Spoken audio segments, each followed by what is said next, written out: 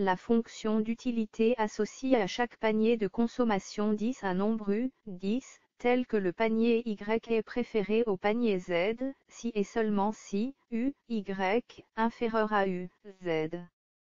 Il est très important de noter que le nombre U, 10, n'a de signification psychologique que pour les adhérents au courant utilitariste.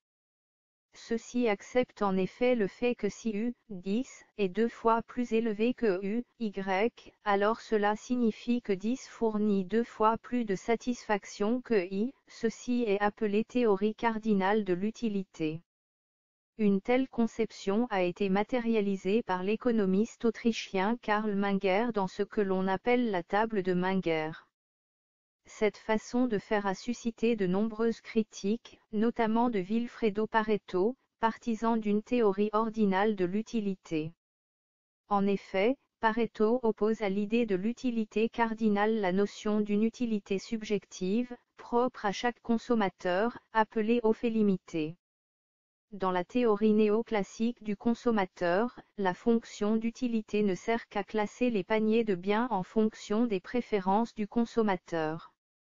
Le nombre U, 10, n'a aucune signification particulière. Remarquons d'ailleurs qu'il existe une infinité de fonctions d'utilité différentes représentant la même relation de préférence.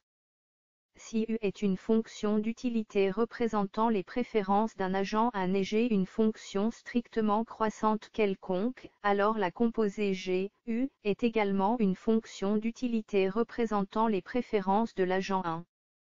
Il n'existe pas toujours de fonction d'utilité représentant les préférences. Par exemple, la relation de préférence lexicographique sur R au carré n'admet pas de fonction d'utilité. On doit à Gérard Debreu la démonstration en 1954 du théorème caractérisant les relations de préférence respectant les hypothèses de base pouvant être représentées par une fonction d'utilité.